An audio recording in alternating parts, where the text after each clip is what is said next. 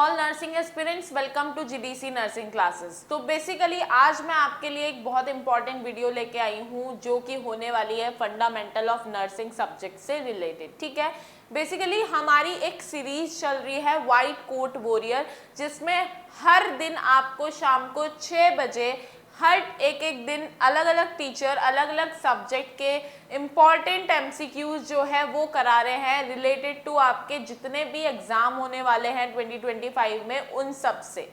ठीक है, तो रोज शाम को 6 बजे आप जो है अपनी जो सारे काम है वो हटा के रोज पढ़ना है 6 बजे शाम को, क्योंकि हर दिन हर टीचर कोशिश कर रहा है आपको इतने ज़्यादा इम्पॉर्टेंट एमसीक्यूज जो है डील कराने के लिए, तो आपकी क्या हो सके हेल्प हो सके सभी कॉम्पिटिटिव एग्जाम से रिलेटेड। ठीक है, तो आज हम उसी से रिलेटेड जो हम लोग टॉपिक डिस्कस कर रहे हैं, लाइक 22 मई को मैंने एक लाइव क्लास ली थी जिसका टॉपिक था फ्लूइड इलेक्ट्रोलाइट एंड इम्बैलेंस। ठीक है, तो उसी से रिलेटेड आज हम बात करने वाले हैं कि आज का जो टॉपिक है that is fluid electrolyte and imbalance. ठीक है, तो आज हम थ्योरेटिकल कवर करने वाले हैं थोड़ा बहुत जो बेसिक चीजें होती है उससे रिलेटेड। तो वीडियो में लास्ट तक बने रहिएगा, वीडियो को अपने दोस्तों के साथ शेयर कर दीजिए ताकि उनकी भी नॉलेज जो है वो बढ़ सके। ठीक है, तो बढ़ते हैं अपनी वीडियो की तरफ। सबसे पहले अगर मैं बात करूं कि आप क्या हम बेसिक चीज से लेके चल सकते हैं, आज का जो टॉपिक होगा that will be fluid electrolyte and imbalance.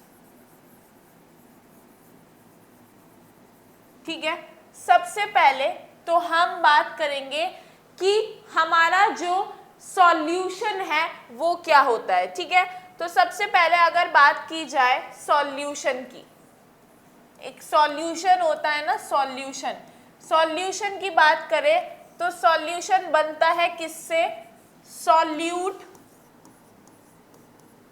Plus किससे, सॉल्वेंट से। ठीक है, सॉल्यूट प्लस सॉल्वेंट से क्या बनता है, हमारा सॉल्यूशन हमें देखने को मिलता है। ठीक है, आप बोल दोगे कि मैम ये तो बहुत बेसिक सी चीज है हमें पता है, लेकिन बहुत सारे बच्चे ऐसे होते हैं जिनको थोड़ा सा कंफ्यूजन होता है, इसीलिए हम शुरुआत से शुरू कर रहे हैं कि किस तरीके से हम लेके चलेंगे। ठीक है, अब बात करेंगे कि हमारा ऑस्मोसिस क्या होता है। ठीक है, तो ऑस्मोसिस जो वर्ड है ऑस्मोसिस, ठीक है, ऑस्मोसिस से हम क्या समझते हैं। ठीक है, बहुत इजी तरीके से मैं आपको कोशिश करूंगी कि समझा सकूं कि जो हमारा ऑस्मोसिस है वो क्या है। तो अब हम एक डायग्राम के थ्रू एक बार मैं कोशिश करती हूँ आपको समझाने की कि हमारा एक ये कंटेनर है। ठीक है, ये हमारा कंटेनर है, उसके अंदर एक हमने क्या कर दिया, सेमी परमिएबल मेम्ब्रेन ले लिया। ठीक है, एक दीवार खड़ी कर दी, मान लो बीच में दीवार या कोई शीट हमने जो है वो ऐसे खड़ी कर दी। ठीक है, तो ये हमारा एक कंटेनर है, उसमें हमने एक शीट जो है बीच में डाल दी है। ठीक है, अब क्या करें कि हमारा जो है एक साइड इधर हमारे क्या है, 6 हमारे क्या है सोल्यूट के पार्टिकल्स है। ठीक है, क्या है, सोल्यूट के पार्टिकल्स है, और इधर हमारे कितने हैं, 2 सोल्यूट के पार्टिकल्स है। ठीक है, अब इसके अंदर हमारा क्या है, लिक्विड भी है, जिसको हमने क्या बोल दिया, सॉल्वेंट हम बोल सकते हैं। इतना हमारा क्या है, सॉल्वेंट है। ठीक है, ये हमारा क्या है, सॉल्वेंट है, और जो हमारे ग्रीन कलर के पार्टिकल्स है वो क्या है, सॉल्यूट है। ठीक है, अब मैं ये कह दूं कि हमारा जो सॉल्यूट है वो क्या है, यहां से क्या होना शुरू होगा, यहां से वो आएगा इधर की तरफ। ठीक है, इधर की तरफ आता जाएगा। किस तरीके से आएगा कि जो ऑस्मोसिस के थ्रू हमारा सीधा बात ये है कि ऑस्मोसिस में जिधर हमारे कम सॉल्यूट होते हैं, यानी कि जो मॉलिक्यूल्स होते हैं सॉल्यूट के वो मूव करते हैं टुवर्ड्स हायर कंसंट्रेशन। तो हमें हायर कंसंट्रेशन कहाँ देखने को मिल रही है, इधर देखने को मिल रही है, इधर ज्यादा पार्टिकल्स दिख रहे हैं हमें सॉल्यूट के, तो ये हमारे क्या है, हायर कंसंट्रेशन है। तो इधर हमारी क्या बोल सकते हैं, हायर कंसंट्रेशन है, इधर लोअर कंसंट्रेशन है। तो जो हमारे सॉल्यूट के पार्टिकल यानी कि जो नमक मान लो इनको, नमक के जो पार्टिकल्स हैं वो मूव कर रहे हैं किधर, lower concentration to higher concentration through a semi permeable membrane. ठीक है, तो यहाँ पे हम बोल सकते हैं, क्या बोल सकते हैं, मूवमेंट ऑफ सॉल्यूट फ्रॉम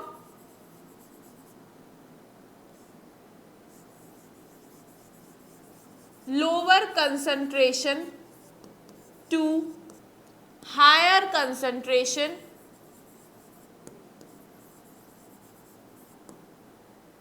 ठीक है, through a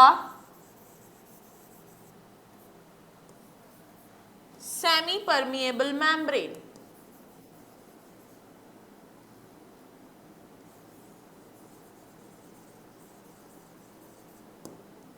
मेम्ब्रेन। ठीक है, तो यहाँ पे हमने देखा कि किस तरीके से अगर कोई एक कंटेनर है उसमें एक बीच में हमने कोई एक शीट ले ली या मेम्ब्रेन लगा दिया और एक साइड हमारे ज्यादा सॉल्यूट के पार्टिकल और एक साइड कम सॉल्यूट के पार्टिकल है, तो हमारा जहां पे कम वाले पार्टिकल है वो मूव करेंगे कहाँ, हायर कंसंट्रेशन की तरफ through a semi permeable membrane. तो उसको हम क्या बोल देंगे, ऑस्मोसिस बोल देंगे। ठीक है, अब हम बात करते हैं कि डिफ्यूजन क्या होता है। ठीक है, नेक्स्ट अगर हम बात करें डिफ्यूजन की, ठीक है, तो अब हम बात करेंगे कि डिफ्यूजन क्या होता है। अभी ऑस्मोसिस देखा है, अब हम देखेंगे डिफ्यूजन क्या होता है। ठीक है, तो एक हम क्या कर रहे हैं, हमने क्या कर दिया, एक रूम में या एक जगह पे क्या किया, कोई भी एक स्मेलिंग पार्टिकल या फिर मान लो किसी ने यहाँ पे क्या लगा दिया, एक स्कैंटेड कैंडल जो है वो लगा दी। ठीक है, स्कैंटेड कैंडल जो है वो ब्लो ये जला दिया। ठीक है, ये क्या है, हमारी स्कैंटेड कैंडल यानी कि वो कैंडल जिससे हमें क्या है, खुशबू आती है। ठीक है, अब इसने क्या कर दिया, इसके जो स्कैंटेड पार्टिकल है वो एनवायरमेंट में क्या होने लग गए, ऐसे ऐसे ऐसे ऐसे फैलने लग गए। ठीक है, यहां से यहाँ पे ये सोर्स है किसका, स्कैंटेड कैंडल, जो हमारा स्मेल जो है वो एनवायरमेंट में उसके पार्टिकल बढ़ने लग गए। अब यहाँ पे एक स्टूडेंट है, ठीक है, एक कोई इंसान खड़ा हुआ है, ठीक है, उसने क्या बोला कि कहीं से तो बहुत अच्छी स्मेल आ रही है। ठीक है, उसने बोल दिया, वो खुश हो गया ये स्मेल सुन के कि कहीं से तो बहुत अच्छी स्मेल आ रही है। ठीक है, तो उसने अपना मूवमेंट इधर इधर जाना शुरू करा ढूंढते हुए। ठीक है, तो अब अगर बात की जाए दोबारा से, तो यहाँ पे इसका हायर कंसंट्रेशन है, फिर ये कहा जा रहा है लोअर कंसंट्रेशन की तरफ। ठीक है, तो डिफ्यूजन में क्या होता है कि मूवमेंट ऑफ पार्टिकल्स या movement of solute from its higher concentration to lower concentration. ठीक है, अब यहाँ पे हम ये चीज बोल सकते हैं कि डिफ्यूजन में हमें क्या होता है कि movement of solute from higher concentration to lower concentration. ठीक है, यहां पे हम ये क्या बोल सकते हैं, डिफ्यूजन के लिए ये बोल सकते हैं कि भाई जो हमारे क्या है, जो सॉल्यूट पार्टिकल्स है वो डिफ्यूजन में कहाँ जाएंगे, हायर कंसंट्रेशन से जाएंगे लोअर कंसंट्रेशन की तरफ। ठीक है, अब हम एक कॉन्सेप्ट पे बात करते हैं कि हमें अडीमा कैसे देखने को मिलता है, ठीक है। अडीमा हमारा होता है स्वेलिंग हो जाती है किसी भी जो हमारा फ्लूइड है उसके इम्बैलेंस के कारण, ठीक है। तो अब बात करते हैं, ये हमारी क्या है, ये वेन्स है, ठीक है। ये वेन्स है और वेन्स में क्या है, ब्लड जो है वो फ्लोट कर रहा है, प्लस हमें यहाँ पे सोडियम देखने को मिल रहा है, सोडियम सोडियम, ठीक है। यहाँ पे दूसरी जगह अगर बात की जाए तो यहाँ क्या देखने को मिल रहे हैं, सेल्स देखने को मिल रहे हैं, ठीक है। सेल्स में हमें क्या देखने को मिल रहे हैं, पोटेशियम, ठीक है।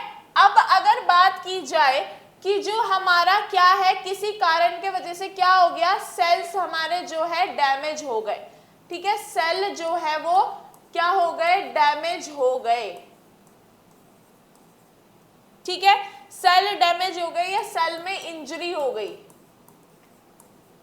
तो क्या देखने को मिलेगा कि जो हमारा क्या है, ठीक है, तो जो हमारा सोडियम है, ठीक है, ये क्या करता है, होल्ड करता है किसको, फ्लूइड को, होल्ड करता है फ्लूइड को इन ब्लड वेसल्स,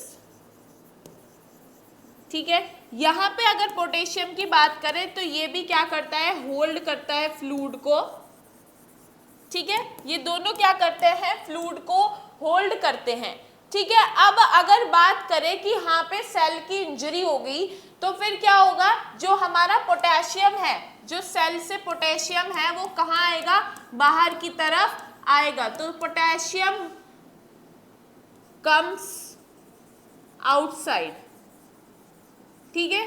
पोटेशियम बाहर आ जाएगा, जिसके वजह से क्या होगा कि हमारा जो सोडियम है, सॉरी पोटेशियम है, वो कहाँ से एब्जॉर्ब करेगा, बाहर से क्या करेगा, पोटेशियम क्या होगा, पोटेशियम एब्जॉर्ब करेगा फ्लूइड फ्रॉम वेसल्स, ठीक है, जिसके वजह से हमें क्या देखने को मिलेगा, अडीमा,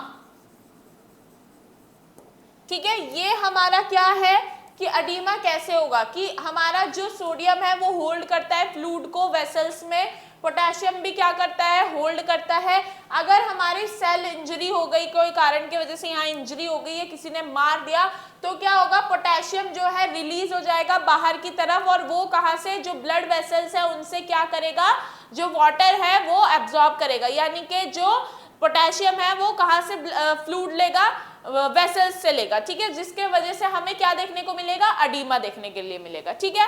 अब हम अगर बात करें फ्लूइड परसेंटेज इन अडल्ट, ठीक है, कि फ्लूइड हमें कितना कितना देखने को मिलता है, तो अगर बात करें फीमेल अडल्ट में, फीमेल अडल्ट में हमें कितना देखने को मिलता है, 60%। अगर मेल में बात करें, मेल में तो हमारा देखने को मिलेगा 55 to 60%, 60 to 65%, ठीक है, 60 to 65%। और इन्फेंट में अगर बात की जाए तो इन्फेंट में हमें 80% देखने को मिल जाएगा, प्लस ओल्ड एडल्ट में अगर बात करें, ओल्ड एडल्ट में तो हमें 55% जो है वो देखने को मिलेगा फ्लूइड, ठीक है। तो ये है अमाउंट हमारी कि एडल्ट में हमें कितना फ्लूइड देखने को मिलता है, फीमेल, मेल और इन्फेंट और एडल्ट में, ठीक है। नेक्स्ट अब हम बात करते हैं कि फ्लूइड बैलेंस की, कि फ्लूइड बैलेंस कैसे होता है, किस दो टेक्निक होती है जिसके वजह से हमें क्या देखने को मिलता है, फ्लूइड बैलेंस, ठीक है। अगर बॉडी में फ्लूइड बैलेंस की बात करो तो हमारा दो तरीके देखे जाते हैं, एक तो हीमोस्टैसिस और एक होता है हमारा होमोस्टैसिस, ठीक है। एक हमारा होता है होमोस्टैसिस, एक हमारा होता है हीमोस्टैसिस, ठीक है। ये दोनों क्या होते हैं, हमारे फ्लूइड बैलेंस में हेल्प करते हैं, ठीक है। तो जो हमारा होमोस्टैसिस होता है वो बॉडी का एनवायरनमेंट मेंटेन करता है, ठीक है, बॉडी एनवायरनमेंट को मेंटेन करता है। नेक्स्ट अगर बात की जाए तो हमारा जो हीमोस्टैसिस है वो क्या करता है, ब्लड इक्विलिब्रियम को क्या करता है, मेंटेन करता है।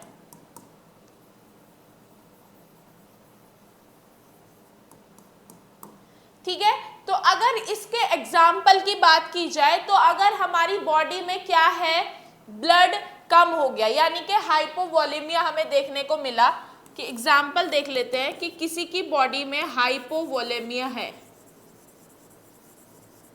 हाइपोवोलेमिया कब होगा, जब हमारा डिक्रीज फ्लूइड होगा या डिक्रीज ब्लड होगा। ठीक है, अब क्या होगा कि जो हाइपोवोलेमिया के कारण हमें हाइपोटेंशन देखने को मिल सकता है पेशेंट में। ठीक है, हाइपोटेंशन देखने को मिलेगा, तो उसके कारण के वजह से हमें क्या होगा कि जो हमारी बॉडी है वो कैसे करेगी एक्शन, कि जो हमारा हार्ट है वो तेज तेज जो है पंप करना स्टार्ट कर देगा, कि स्टार्ट पंपिंग कार्डियक। ठीक है, तो हमारी जो बॉडी है वो मैसेज पहुंचाएगी हार्ट तक, तो उसके वजह से क्या होगा, वो तेज तेज जो है पंप करना स्टार्ट कर देगी। ठीक है, start increasing pumping of heart. ठीक है, ये हमारा है होमोस्टैसिस, कि बॉडी का एनवायरनमेंट को मेंटेन करना, जिसमें क्या होगा कि अगर हाइपोवोलेमिया हमें किसी पेशेंट में देखने को मिला जिसके वजह से उसको हाइपोटेंशन होगा, तो हमारी बॉडी ऐसे रिएक्ट करेगी, ऐसे मेंटेन करेगी, कैसे बैलेंस करेगी, वो स्टार्ट कर देगी क्या, जो हार्ट है उसको मैसेज पहुंचाएगी और वो तेज तेज पंप करना स्टार्ट कर देगा। ठीक है, अब हम बात करते हैं किसका, जो हमारा हीमोस्टैसिस है। ठीक है, हाँ, तो अगर मान लो कोई हमारा एग्जाम्पल की बात है कि अगर किसी का हमें एक्सीडेंट देखने को मिला, ठीक है, एक्सीडेंट हुआ तो क्या होगा, इंक्रीज ब्लड लॉस होगा। ठीक है, ब्लड लॉस देखने को मिलेगा, फिर हमारी बॉडी क्या करेगी, वेसल कॉन्स्ट्रिक्ट कर देगी। वेसल कॉन्स्ट्रिक्ट करने के वजह से क्या होगा, हमारा जो ब्लड है वो क्या होगा, स्टॉप हो जाएगी ब्लीडिंग। ठीक है, तो यहाँ पे हमारी बॉडी जो है क्या करती है, कंपनसेट करने की कोशिश करती है। लाइक अगर किसी को बहुत ब्लीडिंग हो रही है तो वो क्या करेगी, जो हमारी ब्लड वेसल्स है उनको कॉन्स्ट्रिक्ट कर देगी, सो दैट क्या हो, ब्लीडिंग कम हो, ब्लीडिंग धीरे धीरे क्या हो जाए, कम हो जाए। ठीक है, तो ये था हम कैसे क्या है, फ्लूइड का बैलेंस हमारी बॉडी में मेंटेन किया जाता है। ठीक है, अब हम नेक्स्ट अगर बात करें फ्लूइड की, कि हमारी बॉडी में कितने टाइप्स के फ्लूइड होते हैं। ठीक है, फ्लूइड की अगर बात करें तो हमारा एक होता है ICF, इंट्रा सेल्यूलर फ्लूइड। ठीक है, जो कि देखने को मिलता है 66%। एक हमारा होता है एक्स्ट्रा सेल्यूलर फ्लूइड, जो कि 30% हमें देखने को मिलता है, 33% देखने को मिलता है। ठीक है, अब अगर बात की जाए कि जो हमारा क्या है, इंट्रासेल्युलर फ्लूइड है वो बिटवीन सेल्स में मिलता है, सेल्स और टिश्यूज के बीच में, तो उसको हम बोलते हैं क्या, इंटरस्टिशियल फ्लूइड। ठीक है, जिसको हम बोलते हैं नॉन एज इंटरस्टिशियल फ्लूइड। ठीक है, नेक्स्ट अगर हम बात करें जो फ्लूइड हमें वेसल्स में मिलता है उसको बोलते हैं हम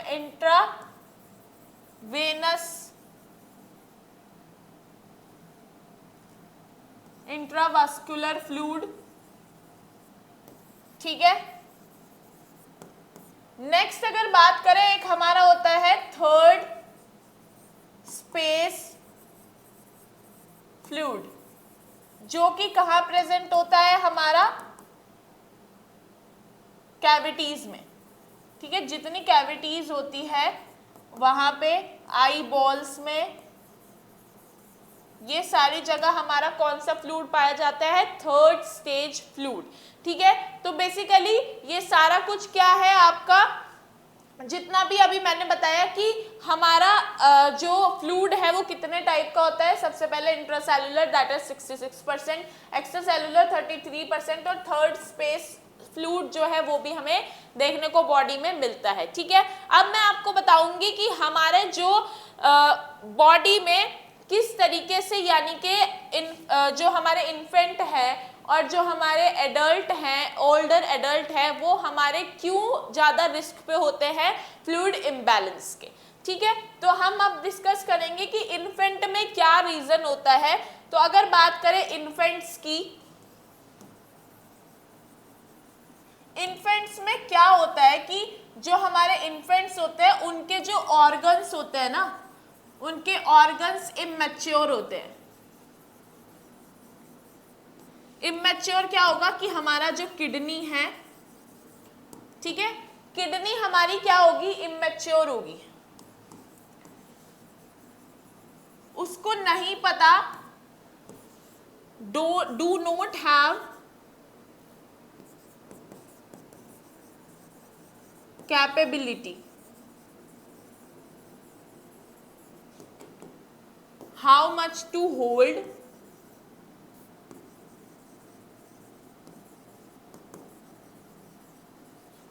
and how much to secrete,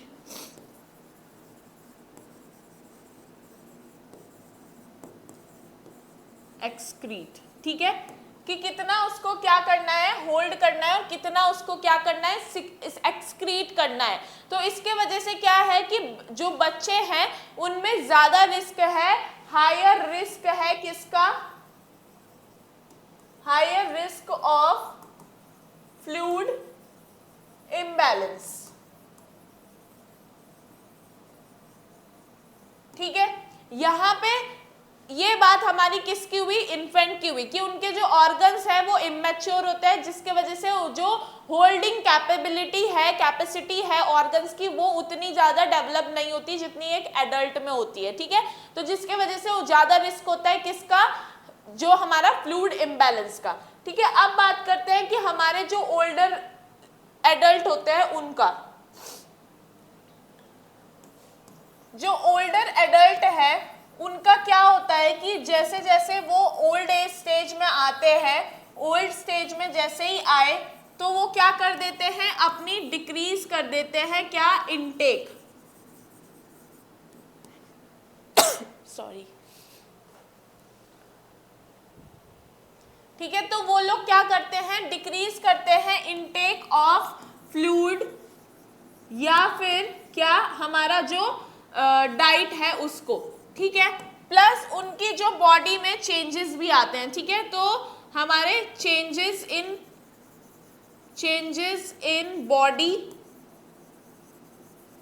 according to age, ठीक है। जो भी उनके जो एज के कारण जितने सारे चेंजेस हमें देखने को मिलते हैं, या उनकी जो डाइट है या फ्लूइड लेने की जो कैपेसिटी है, क्यों, क्योंकि वो उनको बुढ़ापा आता है तो उनकी बॉडी में जो है कैल्शियम के, विटामिन डी की बहुत सारी कमियां होती है, तो जिसके वजह से वो बार बार इतनी दूर जाके पानी नहीं पी सकते या खा नहीं सकते, ठीक है। तो उनको इस कारण के वजह से क्या है, ज्यादा रिस्क है किसका, higher risk for fluid imbalance, ठीक है।